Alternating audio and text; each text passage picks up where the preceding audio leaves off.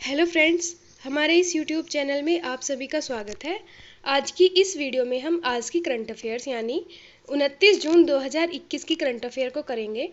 इससे पहले फ्रेंड्स, अगर आपने अभी तक हमारे चैनल को सब्सक्राइब नहीं किया है तो प्लीज़ चैनल को सब्सक्राइब कीजिए, वीडियो को लाइक कीजिए और शेयर कीजिए।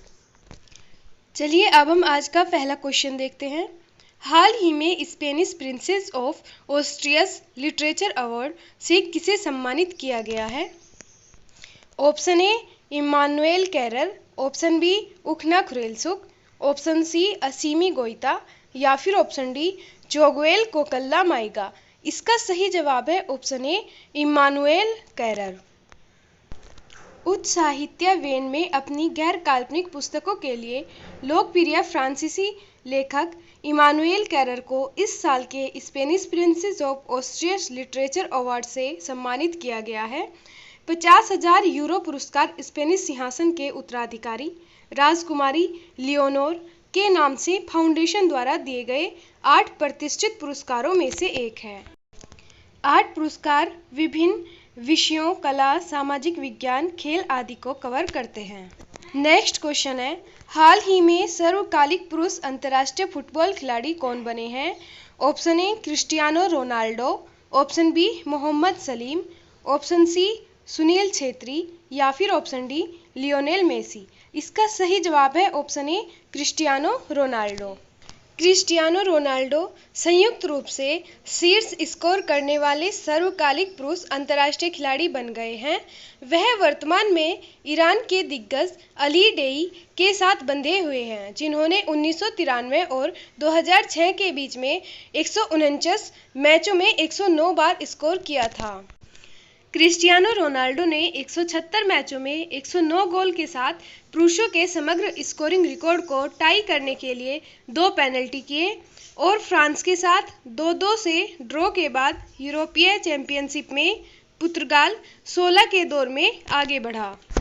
नेक्स्ट क्वेश्चन है, इंडिया रेटिंग एंड रिसर्च ने FY 2021-22 के लिए भारत की GDP विकास दर कितनी रहने का अनुमान लगाया है? Option A 9.6%, option B 7.6%, option C 8.5% या फिर ऑप्शन डी 11.8%। इसका सही जवाब है option A 9.6%। India rating and research ने FY 2022 के लिए भारत की GDP विकास दर 9.6% रहने का अनुमान लगाया है। इससे पहले रेटिंग एजेंसी ने इसके 10.1% रहने का अनुमान लगाया था। हालांकि यह दर 31 दिसंबर 2021 तक भारत द्वारा अपनी पूरी वयस्क आबादी का टीकाकरण करने पर निर्भर है।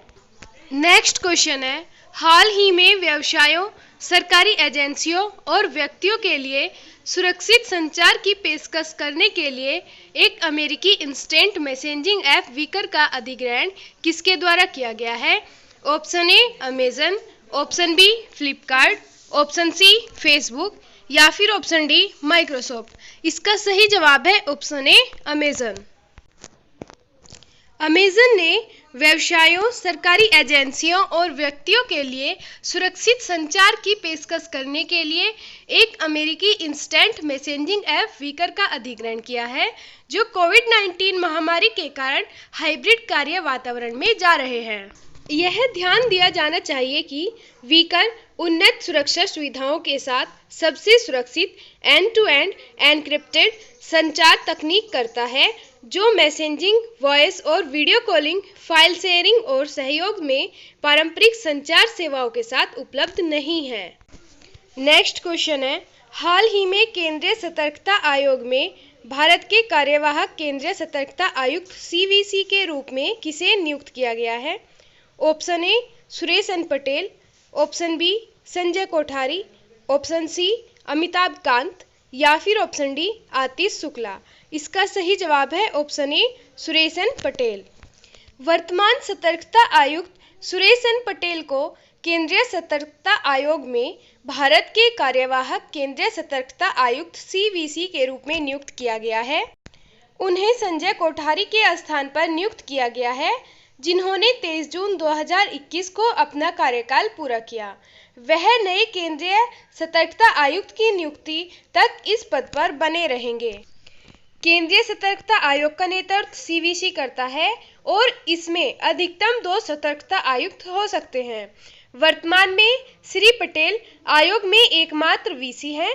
कार्मिक मंत्रालय ने सीवीसी और एक सतर्कता आयुक्त के पदों के लिए आवेदन आमंत्रित किए हैं।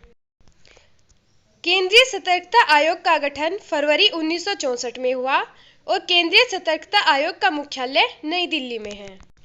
नेक्स्ट क्वेश्चन है, संयुक्त राष्ट्र सूक्ष्म लघु और मध्यम उद्यम दिवस United Nations micro small and medium sized enterprises day कब मनाया जाता है? Option A 25 June, option B 26 June, option C 27 June या फिर ऑप्शन डी 28 जून। इसका सही जवाब है ऑप्शन सी 27 जून। संयुक्त राष्ट्र सूक्ष्म लघु और मध्यम उद्यम दिवस United Nations micro small and medium sized enterprises day 2017 से स्थानीय और वैश्विक अर्थव्यवस्थाओं में एमएसएमई के काम और सतत विकास में उसके योगदान का जश्न मनाने के लिए 27 जून को आयोजित किया जाता है। यह दिन सतत विकास लक्ष्यों एसडीजी के कार्यान्वयन में इन उद्योगों के योगदान को भी मान्यता देता है। फ्रेंड्स, हमने एसडीजी टॉपिक पर एक वीडियो बनाई हुई है, आप उसको देख सकते हैं और उसकी लिंक मैं आपको डिस्क्रिप्शन में दे दूंगी। अब देखते हैं इस क्वेश्चन से संबंधित महत्वपूर्ण जानकारी। संयुक्त राष्ट्र का मुख्यालय मैनहट्टन टापू, न्यूयॉर्क, संयुक्त राज्य अमेरिका में है। संयुक्त राष्ट्र की स्थापना 24 अक्टूबर 1945 में हुई थी और संयुक्त राष्ट्र के अध्यक्ष एंटोनियो गुटेरेस हैं। नेक्स्ट क्वेश्चन देख लेते हैं। जेएससीए सेल बीएसएल ने किस शहर में अंतर्राष्ट्रीय क्रिकेट स्टेडियम के लिए समझौता किया है? Option A Delhi, option B Mumbai, option C Chandigarh या फिर ऑप्शन डी बोकारो। इसका सही जवाब है ऑप्शन डी बोकारो। झारखंड राज्य क्रिकेट संघ जेएससीए ने बोकारो शहर में एक अंतर्राष्ट्रीय क्रिकेट स्टेडियम के निर्माण के लिए SAIL Bokaro steel plant BSL के साथ एक समझौता ज्ञापन एमओयू पर हस्ताक्षर किए हैं।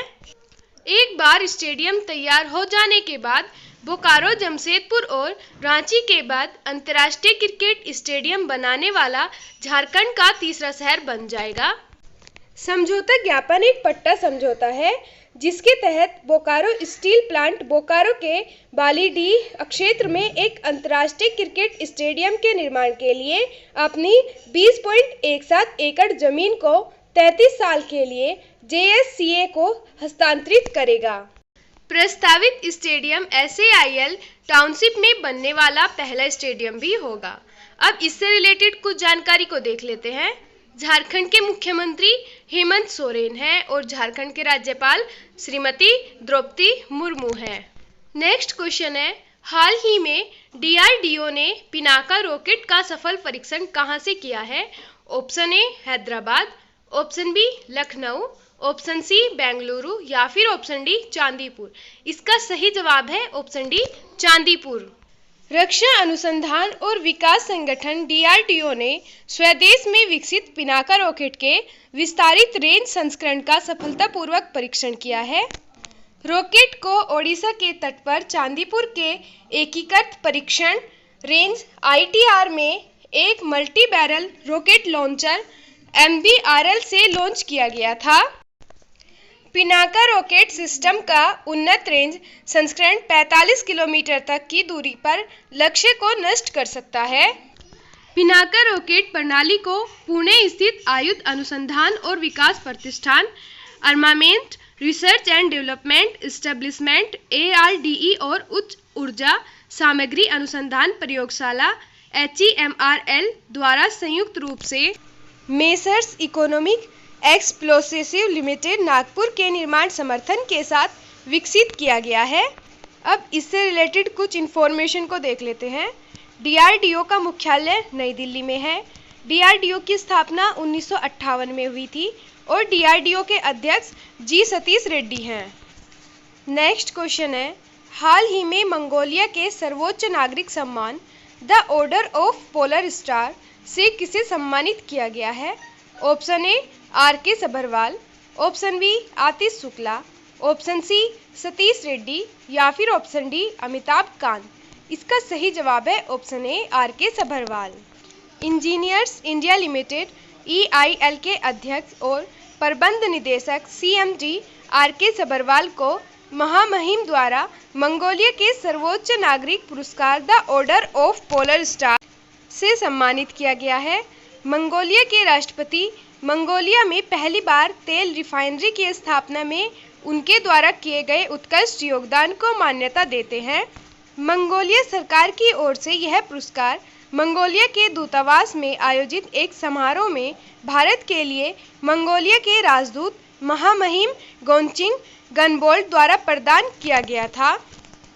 The order of polar star Mongolia के राष्ट्रपति द्वारा दिया जाने वाला सबसे वांछनीय और प्रतिष्ठित राज्य पुरस्कार है जो अत्यधिक मूल्यवान और प्रतिष्ठित है। यह पुरस्कार उन व्यक्तियों को मान्यता देता है जिन्होंने मंगोलिया की समृद्धि के लिए अपनी उत्कृष्ट कड़ी मेहनत, बुद्धि और ईमानदारी के साथ एक अमूल्य योगदान दिया है और अन्य राष्ट्रों के साथ इसकी मित्रता, साथ ही कला, संस्कृति, विज्ञान और मानवता के क्षेत्र में उत्कृष्ट योगदान के लिए दिया जाता है। अब मंगोलिया से रिलेटेड कुछ जानकारी प्राप्त कर लेते हैं। मंगोलिया की राजधानी उलन बातोर है। मंगोलिया की मुद्रा मंगोलियाई तोगरोग है और मंगोलिया के राष्ट्रपति उखना खुरेलसुख हैं। लास्ट क्वेश्चन है, विदेशी कामगारों के लिए दुनिया का सबसे महंगा शहर कौन सा है? Option A Ashgabat, option B Dhaka, option C Tokyo या फिर ऑप्शन डी हांगकांग। इसका सही जवाब है ऑप्शन ए अशगाबाद। मध्य एशिया में तुर्कमेनिस्तान की राजधानी अशगाबाद को विदेशी कामगारों के लिए दुनिया का सबसे महंगा शहर घोषित किया गया है। कंसल्टेंसी फॉर्म मर्सल्स द्वारा 2021 के कॉस्ट ऑफ लिविंग सर्वे में यह शहर सबसे ऊपर है। हांगकांग दूसरे स्थान पर था, उसके बाद लेबनान में बेरूत और जापान में टोक्यो था। अशगाबाद अपनी शानदार संगमरमर की इमारतों और स्मारकों के लिए जाना जाता है। हमारा आज का सेशन यहीं तक रहेगा। फ्रेंड्स, अगर आपको हमारी वीडियो पसंद आई हो तो प्लीज़ हमारे चैनल को सब्सक्राइब कीजिए, वीडियो को लाइक कीजिए, शेयर कीजिए और कमेंट्स कीजिए। Thank you.